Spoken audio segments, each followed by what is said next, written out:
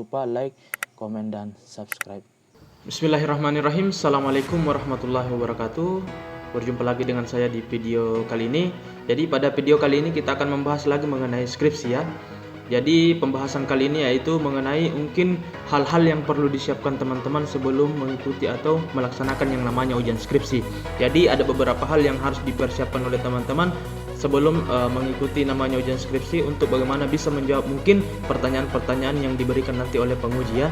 Jadi langsung saja. Jadi yang pertama itu ada namanya pelajari materi yang berpotensi ditanyakan. Jadi teman-teman membaca kembali skripsinya, kira-kira poin-poin mana saja yang mempunyai potensi untuk ditanyakan oleh penguji. Dan yang paling penting, teman-teman harus menguasai judul skripsi yang diangkat atau yang diajukan. Karena kenapa? Dari situ saya rasa kalau teman-teman menguasai sekaitan dengan judul skripsi yang diangkat, secara otomatis kalian bisa menjawab pertanyaan-pertanyaan yang diberikan oleh penguji. Karena pada dasarnya juga ada biasa penguji yang hanya melihat dari sampul, melihat dari judul, langsung mereka bertanya, kira-kira apa yang kamu pahami sekaitan dengan judul yang kamu ajukan. Nah, kalau kita memahami sekaitan dengan apa yang kita susun atau skripsi yang kita buat, otomatis kita bisa menjawab pertanyaan-pertanyaan yang diberikan oleh penguji. Karena kenapa? Ya kita paham sekaitan dengan skripsinya, sekaitan dengan apa yang kita tulis. Berbeda halnya kalau kita tidak menguasai sama sekali, itu akan mempersulit kita ke depannya dalam hal bagaimana menjawab pertanyaan-pertanyaan yang akan diberikan oleh penguji. Jadi teman-teman harus persiapkan dirinya untuk bagaimana bisa menguasai sekaitan dengan materi atau judul dari skripsinya teman-teman itu betul-betul harus dikuasai. Karena kenapa ya? Otomatis penguji akan berpikiran bahwa yang mengajukan ini, yang menulis dan yang menyusun adalah kalian. Jadi sudah seharusnya dan sudah sepantasnya kalian harus mengerti sekaitan dengan apa yang sudah diusulkan dan diajukan ini. Jadi teman-teman harus paham sekaitan dengan skripsinya ini ya. Kemudian yang berikutnya ada namanya percaya diri. Ini juga sangat penting bagi orang-orang yang melakukan yang namanya ujian. Karena kenapa? Kalau kita sudah percaya diri dalam proses ujian, teman-teman insya Allah dalam menjawab pertanyaan-pertanyaan yang diberikan oleh penguji itu mungkin tidak terlalu sulit untuk dijawab. Berbeda halnya kalau kita saja pada saat ingin ujian, yang pertama tidak percaya diri, kemudian yang kedua adalah ragu-ragu. Jadi penguji juga mungkin bisa melihat bahwa ini mahasiswa mengikuti proses yang ujian skripsi ternyata betul-betul sudah siap.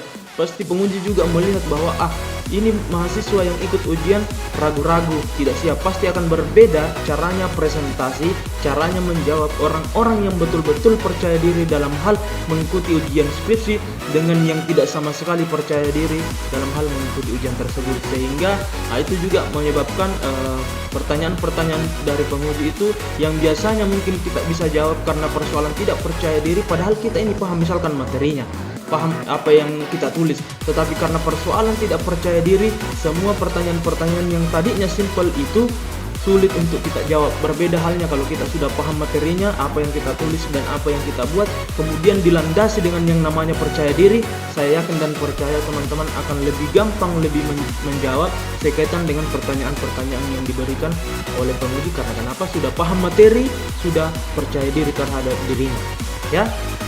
Kemudian yang berikutnya ada namanya jangan melawan ketika dosen membantah materi skripsinya. Jadi teman-teman biasanya pada saat kita ujian ada juga penguji yang mungkin hanya sebatas menguji atau memang membantah sekaitan dengan apa yang kita tulis atau apa yang kita susun. Teman-teman kalau ada seperti itu, teman-teman silahkan memberikan jawaban sesuai dengan pemahaman dari kita, apa yang kita tulis dan apa yang kita susun. Tapi cara menjawabnya itu jangan pernah sekali-sekali membentak atau memberikan nada suara tinggi kepada penguji yang bertanya. Teman-teman bisa menjawab secara sopan dan secara baik sekaitan dengan apa yang menjadi pertanyaan dari penguji. Jadi yang harus dihindari oleh kita adalah memberikan jawaban dengan nada suara yang tinggi, karena itu bisa saja yang tadinya mungkin penguji respect sama kita, tetapi karena persoalan etika dan cara menjawab kita terhadap pertanyaan dari penguji yang membuatnya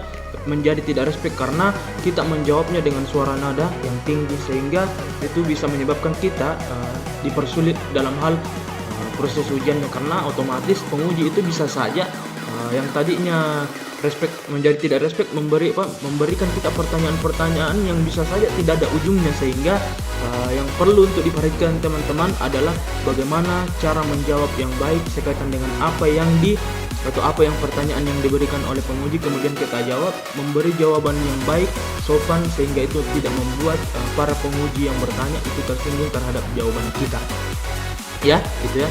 Kemudian yang berikutnya, teman-teman juga harus pintar ngeles secara kreatif. Jadi ini yang biasa juga dimiliki oleh kita sebagai mahasiswa, harus mempunyai yang namanya sifat yang ngeles tapi kreatif. Jadi kita ngeles kemudian memberi jawaban yang betul-betul dalam artian ini kreatif, tidak menandakan bahwa kita tidak tahu jawaban ini sebenarnya, tetapi dengan mungkin bahasa yang kita berikan secara tidak langsung sebenarnya bisa membantu kita untuk bagaimana bisa memberikan pemahaman kepada penguji, walaupun mungkin pada dasarnya kita tidak tahu. Dalam artian teman-teman harus belajar bagaimana sih kira-kira kalau kita dalam ujian itu ngeles secara kreatif, yang mungkin pada saat dijawab diberikan jawaban sesuai dengan mungkin yang teman-teman pahami, tetapi bisa saja teman-teman tidak terlalu memahami sekaitan dengan jawabannya. Jadi makanya diperlukan yang namanya teman-teman harus pintar ngeles secara kreatif dalam hal menjawab pertanyaan-pertanyaan yang diberikan oleh penguji, ya. Kemudian yang berikutnya, ini juga perlu adalah melakukan simulasi ujian mungkin bersama teman atau menghadirkan senior. Jadi ini juga berdasarkan pengalaman. Biasanya dulu waktu saya sebelum melakukan yang namanya ujian atau ujian skripsi, saya ini melakukan yang namanya simulasi.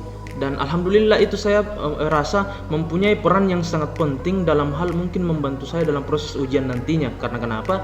Ya secara tidak langsung dari pertanyaan-pertanyaan pada saat kita mungkin melakukan simulasi, mungkin bisa saja itulah yang muncul pada saat kita namanya ujian skripsi. Jadi teman-teman berdiskusi atau membuat kayak forum dalam bentuk pra ujian, teman-teman yang presentasi, kemudian ada kawan-kawan kita yang menjadi penanya atau penguji dari judul kita atau presentasi kita. Dari situ mungkin ada proses feedback atau dari pertanyaan-pertanyaan yang diberikan oleh teman kita itu bisa kita jawab. Kemudian dari senior juga itu penting. Jadi kita menghadirkan senior-senior untuk sebagai penguji sama halnya dengan teman tadi. Kemudian kita presentasi.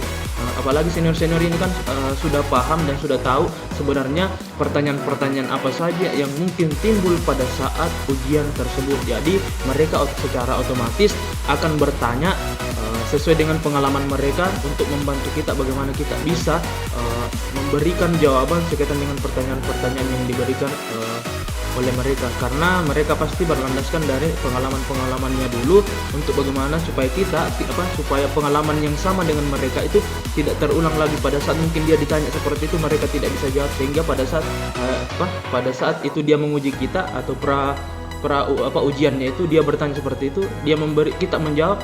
Kemudian setelah kita jawab, mereka mungkin memberikan alasan kira-kira harusnya begini jawabannya, kira-kira harusnya begini, supaya untuk meminimalisir dalam hal kesalahan-kesalahan kita dalam menjawab pertanyaan-pertanyaan dari ujian skripsi tersebut.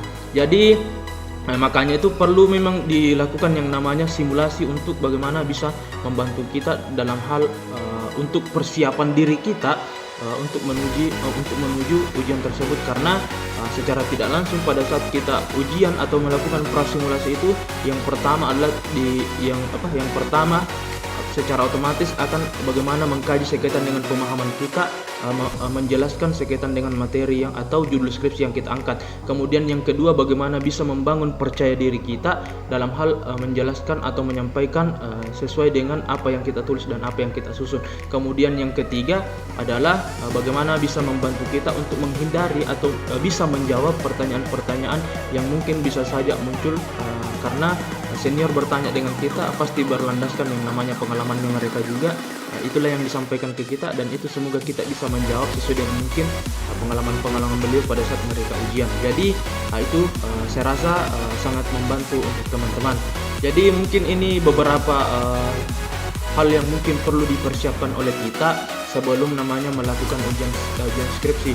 Dan saya rasa dari beberapa hal yang saya jelaskan ini, insya Allah kalau teman-teman terapkan, teman-teman lakukan, insya Allah akan membantu untuk bagaimana proses ujian skripsinya teman-teman yang ingin melakukan yang namanya ujian, ya.